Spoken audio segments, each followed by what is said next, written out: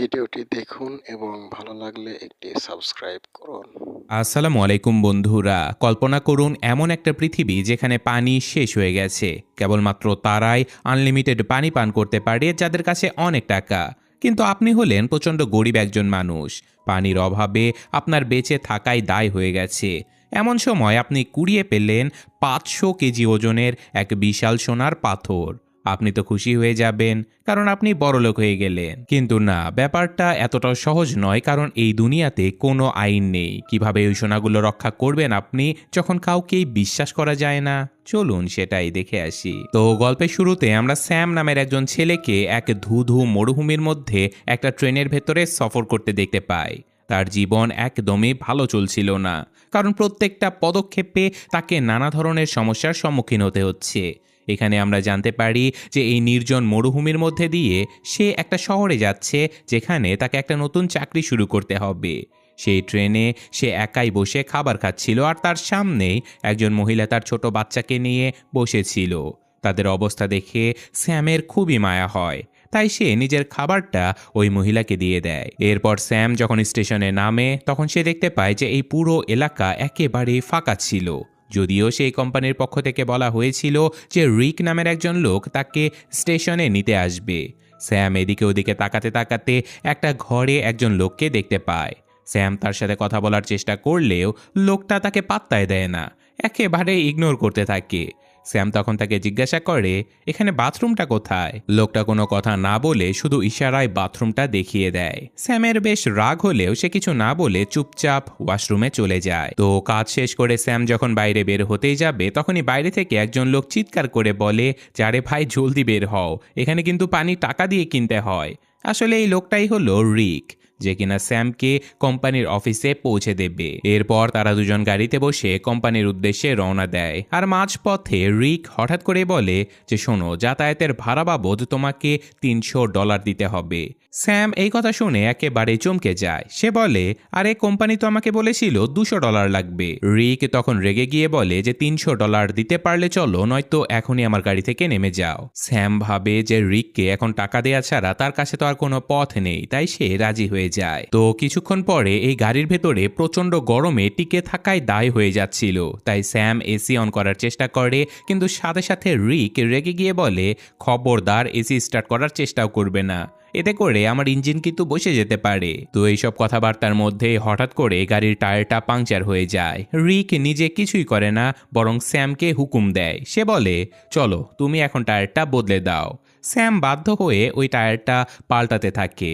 এই সময় সে দেখতে পায় যে একটা বড় সড়ো জংলি কুকুর অন্য একটা কুকুরকে মেরে খাওয়ার চেষ্টা করছে। এইসব কিছু দেখে স্যাম প্রচণ্ড ভয় পেয়ে যায়, আর তাই রিক এসে তাকে বলে, আরে ভাই, ভয়ে কাঁপছিস কেন? এখানে এইসব কিছু হরহামেশাই হয়ে থাকে। এরপর রিক সে জখম হওয়া কুকুরটাকে নিজ হাতে মেরে ফেলে, যাতে করে কুকুরটার কষ্ট কিছুটা কম হয়। তো এদিকে স্যাম অনেক কষ্টে টায়ারটা পাল্টে ফেলে, আর তারপর তারা দুজন আবারও গাড়িতে উঠে বসে। এখানে রাতের বেলা তেল ভরার জন্য তারা গাড়ি থামায় আর ঠিক করে যে তারা দুজন ওখানেই রাত কাটিয়ে দেবে। তো দুজন মিলে কিছু কাঠ জোগাড় করে আগুনও জ্বালায়। রিক স্যামকে জিজ্ঞাসা করে, আচ্ছা ভাই, তুই এত দূরে ওই কোম্পানিতে চাকরি কেন করতে যাচ্ছিস? স্যাম বলে যে আসলে আমার জীবনটা অনেক কঠিন হয়ে গেছে, আমি চাই না কারো উপরে নির্ভরশীল হতে। আমার বিশ্বাস ওই কোম্পানিতে আমি ভালো একটা চাকরি পেয়ে যাব। এইসব শুনে রিক বলে যে, ভাই যাই বলিস না কেন, তুই কিন্তু মানুষটা বেশ ভালো, কিন্তু যেই জায়গাতে যাচ্ছিস ওখানকার লোকজনেরা কিন্তু খুব একটা ভালো না। ওরা রীতিমতো নরম মানুষের রক্ত চুষে খায়। তোর মতো সহজ সরল মানুষ ওখানে টিকতে পারবে কি না সেটাই তো আমি বুঝতে পারছি না। স্যাম বলে যে, আচ্ছা দেখা যাক কি হয়। তো এখন পরদিন সকালবেলা আবারও তাদের দুজনের সফর শুরু হয়ে যায়। এবার স্যাম গাড়িটা ড্রাইভ করতে থাকে, আর রিক ঘুমিয়ে পড়ে। গাড়ির ভেতরে প্রচণ্ড গরম সইতে না পেরে স্যাম লুকিয়ে লুকিয়ে এসি অন করে দেয়। আর কিছুক্ষণ পরে গাড়ির ইঞ্জিনটা বসে যায়, যেমনটা রিক তাকে বলেছিল। আর এই ঘটনার কারণে রিকের ঘুম ভেঙে যায়, আর সে স্যামের উপরে প্রচণ্ড রেগে গিয়ে বলে, যারে ভাই, তোকে তো বলেছিলাম এসিতে হাত দিবি না। সে রেগে গাড়ি থেকে নেমে যায়, আর স্যামও নেমে রিকের কাছে বারবার ক্ষমা চাইতে থাকে।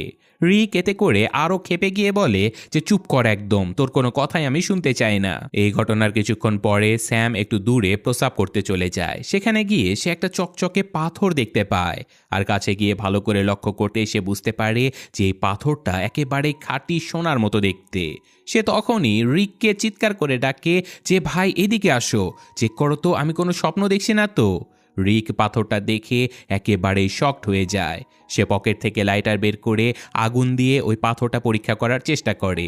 রিক বলে যদি এই পাথরটা কালো হয়ে যায় তাহলে এটা সাধারণ পাথর, আর যদি কালো না হয় তাহলে বুঝবো যে এটা খাঁটি সোনা। তো পাথরটা পরীক্ষা করার সময় তারা বুঝতে পারে যে হ্যাঁ, এটা একেবারেই খাঁটি সোনা, কারণ এখানে কোনো কালো স্পট পড়ছিলই না। এরপর তারা দুজন মিলে ওই মাটি খুঁড়তে শুরু করে যাতে করে সোনার এই বিশাল পাথরটা বের করা যায়। তারা সকল শক্তি দিয়ে চেষ্টা করতে থাকে, কিন্তু সেই বিশাল পাথরটা এক চুলও নড়ছিল না। রিক দড়ি দিয়ে সেই সোনার পাথরটা গাড়ির সঙ্গে বেঁধে টানার চেষ্টা করে, কিন্তু পাথরটা এতটাই ভারী ছিল যে ওই দড়িটাই ছিঁড়ে যায়। তো এভাবেই সারাদিন খোঁড়াখুড়ি করার পরে সূর্য ডুবতে শুরু করে, যা দেখে রিক বলে যে ভাই জলদি কাঠ জোগাড় করে ফেল, কারণ আশেপাশে বন্য কুকুর ঘুরে বেড়াচ্ছে। রাতে যদি আমরা আগুন না জ্বালাই তাহলে ওরা রাতে আমাদের উপরে আক্রমণ করতে পারে। তো এখানে দুজন কিছু কাঠ জমিয়ে আগুন জ্বালায়, আর তারপর খুশিতে তারা গান বাজিয়ে নাচতে শুরু করে। আর রিক স্যামকে জড়িয়ে ধরে বলে যে ভাই আমি তোকে একদম ফুল এসিওয়ালা একটা দামি গাড়ি কিনে দেব। তো এভাবেই রাতের বেলা তারা দুজন মিলে পরিকল্পনা করে, যেখানে রিক বলে যে এই সোনার পাথরটা অনেক বড়, আমরা কয়েক মাস ধরে খুঁড়লেও এটাকে সরাতেই পারবো না, তাই একজনকে এখানে পাহারা দিতে হবে আর অন্যজনকে গিয়ে মাটি খোঁড়ার একটা মেশিন এখানে নিয়ে আসতে হবে। স্যাম বলে যে ভাই তুমি শহরে গিয়ে ওই মেশিনটা নিয়ে আসো, আমি বরং পাথরের খেয়াল রাখবো। রিক বলে যে না ভাই তুই শহরে যা, আমি বরং এই সোনার পাথরটা পাহাড়ে দেই, কারণ এটা মরুভূমি, এখানে বুনো জানোয়ারেরা ঘুরে বেড়াচ্ছে, তুই এদেরকে সামলাতে পারবি না। স্যাম বলে যে কোনো সমস্যা নেই ভাই, তুমি যাও, আমার টেনশন করো না, আমি যেভাবেই হোক সার্ভাইভ করে নেব। আর তাছাড়াও তো তুমি একটা চোর, হয়তো তুমি এই সোনার পাথরটা নিয়ে পালিয়ে যেতে পারো, আমি তোমাকে কিভাবে বিশ্বাস করব। এই কথা শুনে রিক বলে যে ঠিক আছে ভাই, আমি যাচ্ছি, তুই তাহলে ভালো মতো এই সোনার খেয়ালটা রাখিস। তো এখন পরদিন তারা নিজেদের মধ্যে খাবার দাবার পানি এইসব কিছু ভাগাভাগি করে নেয়, আর রিক স্যামকে একটা স্যাটেলাইট ফোন ধরিয়ে দেয় যাতে করে তারা একে অপরের সাথে যোগাযোগ করতে পারে। রিক বলে যে আমার এক বন্ধুর কাছে মাটি খোঁড়ার মেশিন আছে, আমি ওটা নিয়ে চলে আসব, শুধু দোয়া করিস যেন পথের মধ্যে আমার গাড়িটা নষ্ট না হয়, আমার এখানে ফিরে আসতে বড়জোর 5 দিন সময় লাগতে পারে। এই কথা বলে রিক বিদায় নিয়ে এখান থেকে চলে যায়, আর স্যাম ওই সোনার পাথরটার উপরে বালি দিয়ে ঢেকে দেয় যাতে করে এদিক দিয়ে কেউ গেলেও ওই পাথরটার এইসব কিছুর মধ্যে স্যাম হঠাৎ করে বুনো কুকুরগুলোর ডাক শুনতে পায়, আর সে বুঝতে পারে যে এখানে একা থাকার কারণে সে এখন ওই কুকুরগুলোর খুবই সহজ একটা শিকার। সে প্রচণ্ড ভয়ে হাতে একটা ধারালো ছুরি নিয়ে সেখানে ঘুমিয়ে পড়ে, আর পরদিন সকালে প্রচণ্ড সূর্যের তাপে তার ঘুম ভেঙে যায়। স্যাম ভীষণ গরম আর ক্লান্তি অনুভব করতে থাকে। রাতের বেলা ঘুম ঠিকমতো না হবার কারণে সূর্যের তাপে তার গায়ের চামড়া যেন পুড়ে যাচ্ছিল। স্যাম দেখতে পায় যে রিক তাকে কল করেছিল, তাই সে এখন ওই ফোনটা নিয়ে তাঁবুতে বসে সোনার ওই পাথরের দিকে তাকিয়ে মনে মনে ভাবতে থাকে যে এই সোনার পাথরটা বিক্রি করে সে সবার আগে একটা বড় বাড়ি কিনবে। এরপর স্যাম আশেপাশের এলাকাটা একটু ঘুরতে বেরিয়ে পড়ে। তো এখানে কিছু দূরে গেলে সে একটা ক্র্যাশ হয়ে যাওয়া প্লেন পড়ে থাকতে দেখে। সে প্লেনটার ভেতরে গেলে বুঝতে পারে যে সে তো রাতের বেলা এই প্লেনের ভেতরেই থাকতে পারবে, কিন্তু তখনই সে খেয়াল করে যে এই প্লেনের ভেতর থেকে সোনার পাথরটা ভালোভাবে তার নজরে পড়ছিল না। তাই সে ওই প্লেনের ভেতরে না থেকে বরং প্লেনের কয়েকটা ভাঙা টুকরো কুড়িয়ে এনে ওই সোনার পাথরের পাশেই একটা তাঁবু বানিয়ে নেয়। এখানে স্যাম কিছুক্ষণ বিশ্রাম নেবার চেষ্টা করে যাতে করে তার শরীরের ক্লান্তি কিছুটা কমে আর তার কাছে থাকা পানিও কিছুটা কম খরচ হয়। তো এখন বাইরে থেকে হঠাৎ করে এমন সব আওয়াজ আসতে থাকে যেন কেউ তার ওই সোনার পাথরটা চুরি করার চেষ্টা করছে। সে তড়িঘড়ি করে বাইরে বেরোয়, কিন্তু দেখতে পায় যে না, তেমন কিছুই ঘটেনি, সবকিছু আগের মতোই আছে। এটা তো বাস তার মনের ভুল ছিল, কারণ ওই পাথরটা ওখানেই পড়ে আছে। তখনই স্যামের মাথায় একটা বুদ্ধি চলে আসে যে কেননা এই পাথরটা থেকে একটা ছোট টুকরো ভেঙে নেওয়া যাক। তো এই বুদ্ধি মাথায় আসার সাথে সাথে স্যাম একটা বড় পাথর দিয়ে ওই সোনার পাথরের উপরে আঘাত করতে থাকে, আর শেষ পর্যন্ত সে বড় একটা সোনার টুকরো ভেঙে ফেলতে সক্ষম হয়। সে ওই টুকরোটা থেকে বালি পরিষ্কার করে সযত্নে নিজের কাছে রেখে দেয়। ঠিক এই সময় রিকের কল চলে আসে। স্যাম রিককে বলে যে ভাই তুমি কোথায় আছো, সূর্যের তাপে তো আমার অবস্থা খারাপ হয়ে যাচ্ছে। রিক ওপাশ থেকে বলে যে ভাই গাড়ির ইঞ্জিনটা নষ্ট হয়ে গেছে রে, আমার ফিরতে একটু দেরি হবে। স্যাম খুবই অসহায়ভাবে বলে যে জলদি করো ভাই, নয়তো আমি তৃষ্ণায় কিন্তু এখানেই মারা যাব। রিক বলে যে আমার ফিরতে আর মাত্র কয়েকদিন লাগবে, তুই একটু সাবধানে থাকিস। এটুকু বলেই সে ফোনটা কেটে দেয়। আর এখন রাত হবার সাথে সাথে সেই বন্য কুকুরগুলো চারপাশ থেকে আওয়াজ করতে শুরু করে দেয়। স্যামের মনে প্রচণ্ড ভয় ঢুকে যায় যে কুকুরগুলো হয়তো এখনই তার উপরে হামলা করে দেবে। তাই সে একটা জ্বলন্ত কাঠ হাতে তুলে নেয় যাতে করে কুকুরগুলোকে ভয় দেখিয়ে সে তাড়িয়ে দিতে পারে। আর এভাবে কুকুরের ভয়ে ভয়ে সে সারা তার রাত জেগে কাটিয়ে দেয়। আর এখন পরদিন সকাল হতে সে আবারও ঘুমানোর চেষ্টা করে, কিন্তু প্রচণ্ড রোদে তার গায়ের চামড়া পুড়ে যাওয়ার কারণে যন্ত্রণায় তার একেবারে ঘুম আসে না। সে প্রচণ্ড তৃষ্ণার্ত হয়ে পড়ে আর পানি খেতে গিয়ে দেখে যে খুবই সামান্য পরিমাণে পানি অবশিষ্ট রয়েছে। ঠিক তখনই সে দেখতে পায় যে একটা সাপ তার দিকে এগিয়ে আসছে। সে সাপটাকে মারার চেষ্টা করে যাতে করে সেটাকে পুড়িয়ে সে খেতে পারে, কারণ ততদিনে তার খাবারও প্রায় শেষের দিকে। কিন্তু সাপটাকে মারার সময় হঠাৎ করে তার পানির বোতলটা পড়ে যায় আর সকল পানি বালিতে মিশে যায়। খুবই সামান্য পরিমাণে পানি অবশিষ্ট ছিল। এটা দেখে স্যাম তো প্রচণ্ড হতাশ হয়ে পড়ে। সে প্রচণ্ড তৃষ্ণার চোটে আবারও সেই প্লেনের কাছে চলে যায় এই আশায় যে সেখানে হয়তো কোনো খাবার বা পানি পাওয়া যেতে পারে। কিন্তু তখনই সে দেখতে পায় যে দূর থেকে একজন মানুষ হেঁটে আসছে। তাই সে প্রচণ্ড ভয়ে সেই লোকটার চোখের সামনে থেকে পালানোর জন্য প্লেনের ভেতরে গিয়ে লুকিয়ে পড়ে। কিন্তু সেই মানুষটা প্লেনের একেবারে কাছে চলে আসে আর স্যামকে বাইরে বের হতে বলে। আসলে সেই লোকটা ইতিমধ্যেই স্যামকে দেখে ফেলেছিল। তো এখন স্যাম বাইরে বেরিয়ে এলে দেখতে পায় যে ওটা আসলে একজন মেয়ে ছিল যে কিনা তার সঙ্গে কথা বলতে চায়। মেয়েটা জিজ্ঞাসা করে যে তুমি এখানে কি করছো, আর থাকার জন্য এই জায়গাটাকে তুমি কেন বেছে নিলে। স্যাম কোনো উত্তর দেয় না, সে চুপ করে থাকে। কিছুক্ষণ পর স্যাম মেয়েটাকে বলে যে দেখো, তুমি যদি চাও তাহলে এই প্লেনের ভেতরে থাকতে পারো, আমি এখানে থাকবো না। এটুকু বলেই স্যাম নিজের ক্যাম্পের দিকে চলে যায়। কিন্তু তখনই মেয়েটা তাকে সন্দেহ করে বলে যে তুমি নিশ্চয়ই আমার কাছে কিছু লুকাচ্ছ। এটা বলে মেয়েটা স্যামের পিছু পিছু তার ক্যাম্প পর্যন্ত পৌঁছে যায়। সে বারবার স্যামকে জিজ্ঞাসা করে যে তুমি এই মরুভূমির ভেতরে পৌঁছালে কিভাবে, এখানে তুমি কি করছো, আমাকে সবকিছু খুলে বলো। স্যাম এবার মেয়েটার কথা শুনে প্রচণ্ড ঘাবড়ে যায়। সে ভাবে যে এই মেয়েটা সোনা দেখে ফেলার আগে তাকে এখান থেকে তাড়াতে হবে, নয়তো তার সোনার উপরে এই মেয়েটাও ভাগ বসিয়ে ফেলবে। তাই স্যাম রেগে গিয়ে মেয়েটাকে বলে যে তুমি আমার পিছু কেন করছো, এখানে তোমার কোনো দরকার নেই, তুমি এখান থেকে চলে যাও। এই কথা শুনে মেয়েটা জেদ করে বলে যে আমি ততক্ষণ পর্যন্ত এখান থেকে যাব না যতক্ষণ না জানতে পারবো যে তুমি কেন আমাকে তাড়ানোর চেষ্টা করছো। নিশ্চয়ই কোনো বড় রহস্য তুমি আমার কাছ থেকে লুকানোর চেষ্টা করছো। ঠিক তখনই বালির নিচে মেয়েটা ওই সোনার পাথরটা দেখতে পায়। সে অবাক হয়ে বলে যে আচ্ছা, তাহলে এই ব্যাপার, সব সোনার মালিক তুমি একাই হতে চাও। এবার আমার কথা শোনো, এখান থেকে আমাকে অর্ধেক সোনার ভাগ না দিলে আমি এক পাও এখান থেকে নড়ব না। এই কথা শুনে স্যাম তো প্রচণ্ড রেগে যায় আর রাগের মাথায় সে একটা লাঠি তুলে সজোরে মেয়েটার মাথায় আঘাত করে। মেয়েটা ঘটনাস্থলে মাটিতে লুটিয়ে পড়ে আর সেখানেই মারা যায়। স্যাম তো প্রচণ্ড ভয় পেয়ে যায়। সে বিশ্বাসই করতে পারছিল না যে শুধুমাত্র লোভের বশবর্তী হয়ে সে একজন মানুষকে খুন করে ফেলেছে। এরপর সে নিজেকে একটু সামলে নিয়ে মেয়েটার কাছে থাকা দামি জিনিসপত্রগুলো গুছিয়ে নিজের কাছে রেখে দেয় আর তারপর একটা গর্ত খুঁড়ে ওই মেয়ের লাশটা মাটি চাপা দিয়ে দেয়। কিন্তু কিছুক্ষণ পরে স্যাম দেখতে পায় যে একটা জংলি কুকুর এসে সেই গর্ত থেকে মেয়েটার লাশ টেনে বের করার চেষ্টা করছে। স্যাম দৌড়ে গিয়ে কুকুরটাকে সরিয়ে দেয়। সে গর্ত থেকে ওই মেয়ের লাশটা বের করে আর তাতে আগুন ধরিয়ে লাশটা একেবারে পুড়িয়ে ফেলে। আর এখন পরদিন ফোনের আওয়াজে স্যামের ঘুম ভেঙে যায়। স্যাম রিককে বলে যে ভাই তুই কোথায়, খিদেই আমার জান বেরিয়ে যাচ্ছে, তুই জলদি না এলে আমি নির্ঘাত এখানেই মারা যাব।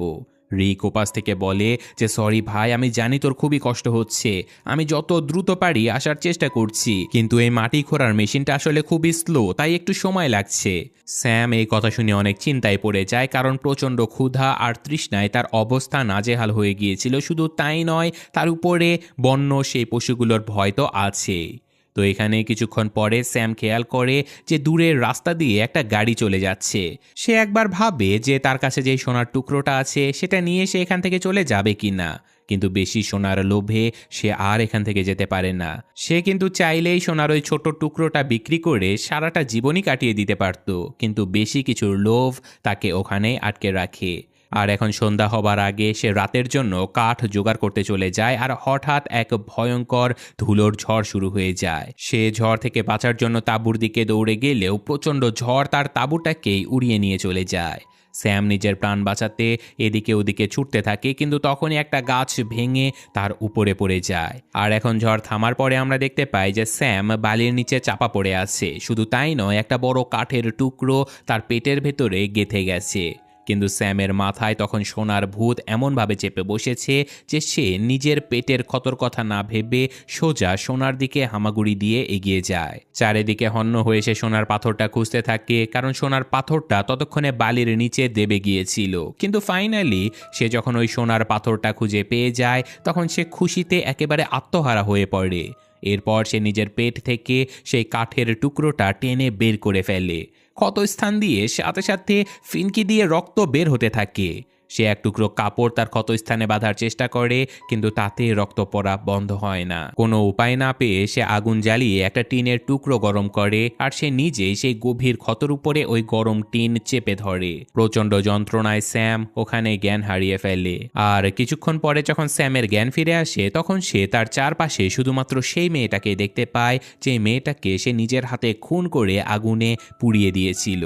আর এখন স্যামের মাথা কাজ করা একেবারে বন্ধ করে দিয়েছে, কারণ সে বুঝতে পারে না এটা বাস্তব নাকি তার মনের ভুল।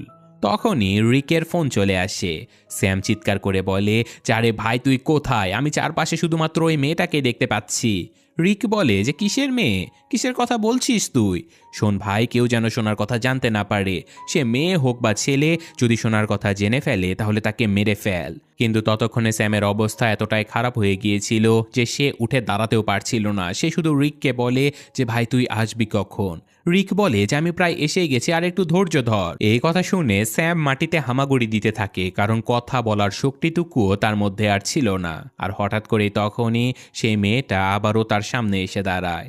তবে এবার সেই মেয়েটার মুখে কোনো ক্ষত ছিল না। এবার সেই মেয়েটা স্যামকে কিছুটা পানি খাওয়ায় আর তাকে সাহায্য করতে চায়, কিন্তু সোনার লোভে পড়ে স্যাম এতটাই অন্ধ হয়ে গেছে যে সে কারো সাহায্য নিতে রাজি হয় না। তার মাথায় শুধু একটাই কথা চলছিল, যে যদি এই সোনার ব্যাপারে কেউ জেনে যায় তাহলে তাকে সোনার ভাগ দিতে হবে। তাই স্যাম ওই মেয়েটাকে বলে যে আমি তো তোমাকে মেরেই ফেলেছিলাম, দূরে থাকো আমার থেকে। এইসব আজগুবি কথা শুনে মেয়েটা তখন শান্ত গলায় বলে যে কি বলছো তুমি? আমার মনে হয় তোমার মাথার কোনো সমস্যা হয়েছে।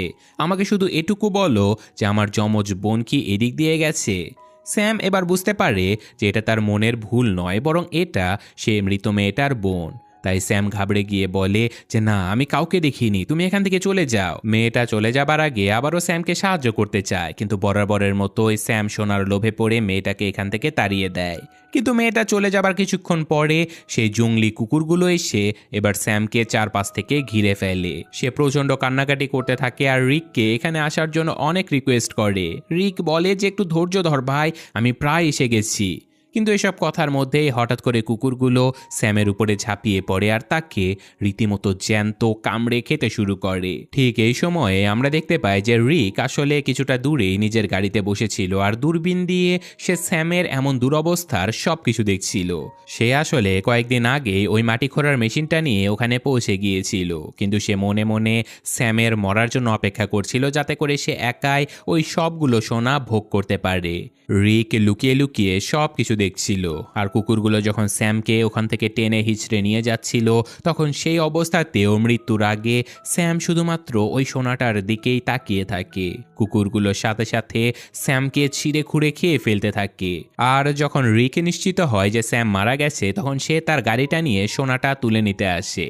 কিন্তু হঠাৎ করে কোথা থেকে যেন একটা তীর এসে সরাসরি রিকের বুকে বিঁধে যায়, আর এই লোভী রিক সেখানেই মারা যায়। এই তীরটা আসলে আর কেউ নয়, ওই মেয়েটার যমজ বোনই ছুঁড়েছিল। আর এভাবে এই গল্পটার এক মর্মান্তিক সমাপ্তি হয়। যদিও আমাদের দেখানো হয় না যে তীরটা আসলে কে মেরেছে, তবে আমরা এটা বুঝতে পারি যে ওই মেয়েটাই মেরেছে, কারণ সে দূর থেকে স্যামের উপরে নজরদারি করছিল। সে হয়তো বুঝে গিয়েছিল যে তার বোনকে এদের দুজনের মধ্যে কেউ মেরেছে।